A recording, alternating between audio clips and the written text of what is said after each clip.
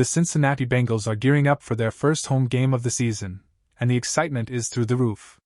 Week 2 brings a tough challenge as they face the Jacksonville Jaguars, and this matchup has all the ingredients of a thriller. Oddsmakers have the Bengals as a slight favorite, but let's be honest, this one could swing either way. Both teams are loaded with talent, and the energy inside Paycor Stadium is going to be electric. Backhand index pointing right before listening to the latest news. Subscribe to the channel, like it, and don't forget to press the bell icon. Let's move on to the new news. Now, let's take a quick look at the Bengals practice report. Rookie tackle Amarius Mims was limited with an ankle issue, something the coaches will keep monitoring closely. On the other hand, William Wagner, who has been dealing with a hamstring concern, was able to participate fully. Usually, when guys are at least limited this early in the week, it's a good sign for their availability. Still, Mims will be one to watch as game day approaches.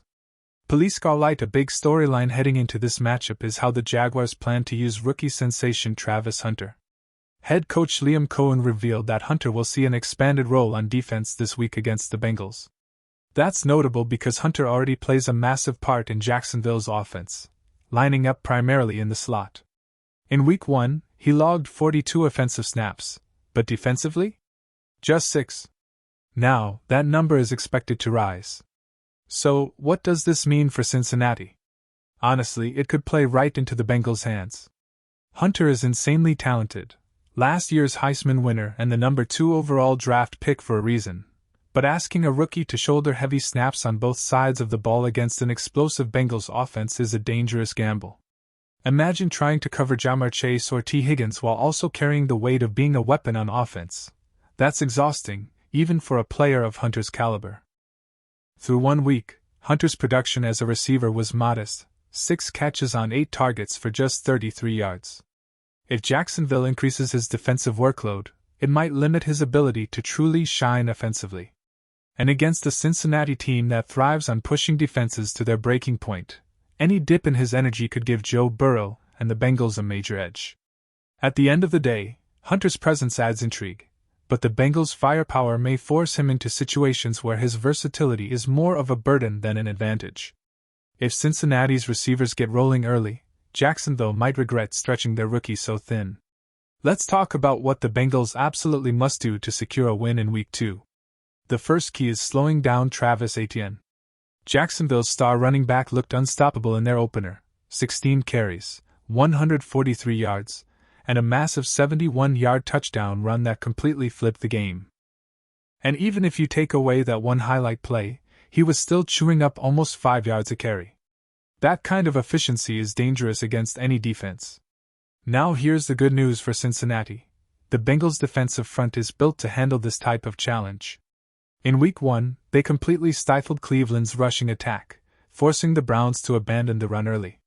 Interior anchors like B.J. Hill played a huge role, using power and discipline to close running lanes.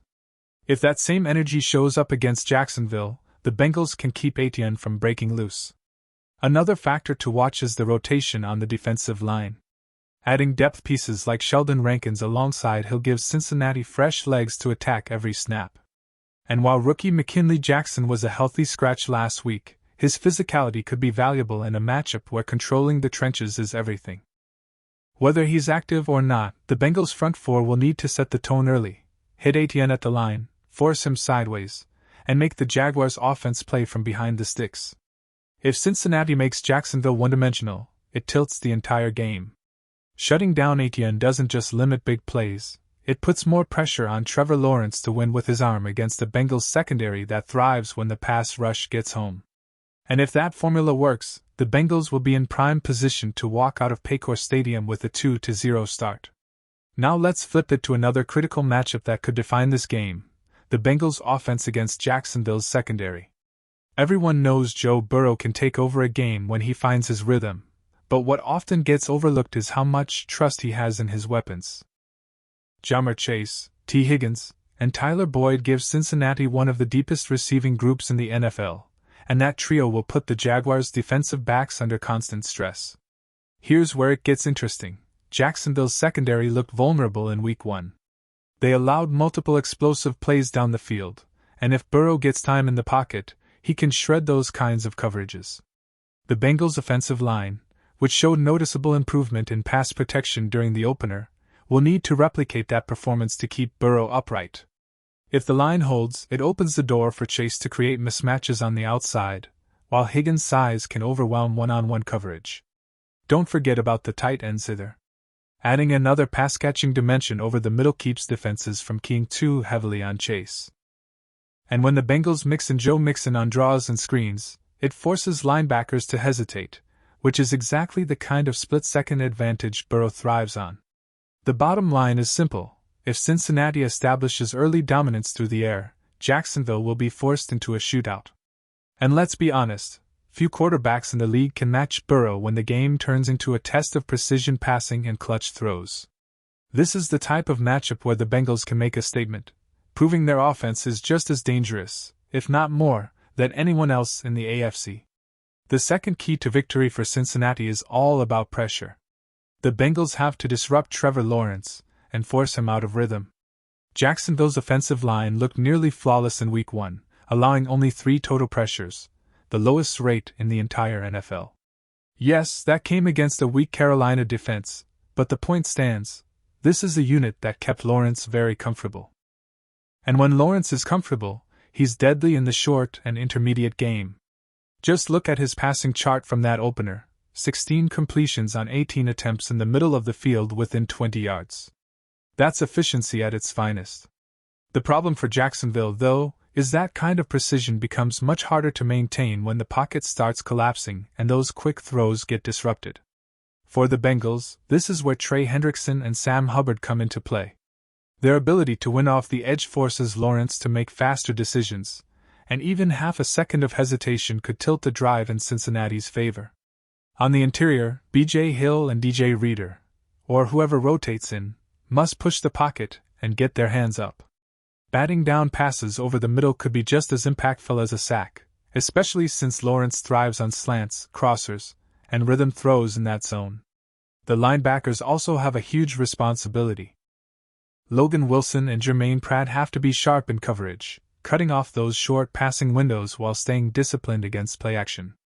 The key isn't necessarily to eliminate completions altogether, it's to keep everything in front, tackle immediately, and avoid those costly yards after the catch.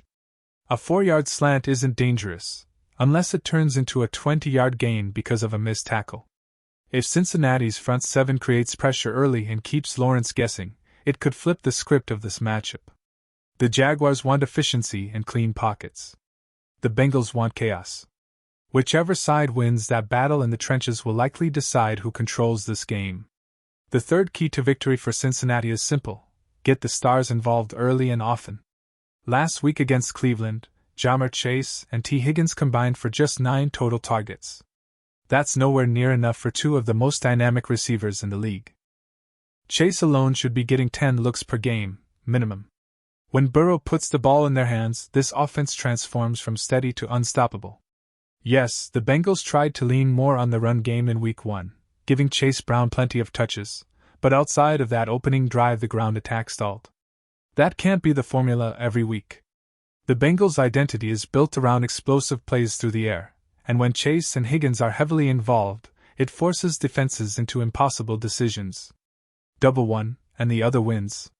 Play both tight, and Tyler Boyd or a tight end slips underneath. This offense hums when Burrow trusts his weapons. The Jaguars' secondary will test that.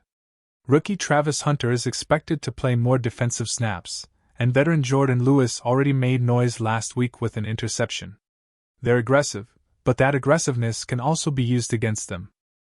Quick hitters, slants, and well-timed deep shots could punish Jacksonville if they gamble too much on coverage. This game will likely come down to execution in those critical moments: third downs, red zone trips, and Burrow's ability to get his playmakers rolling. If Chase and Higgins are fed early, it keeps Jacksonville's defense on its heels all night.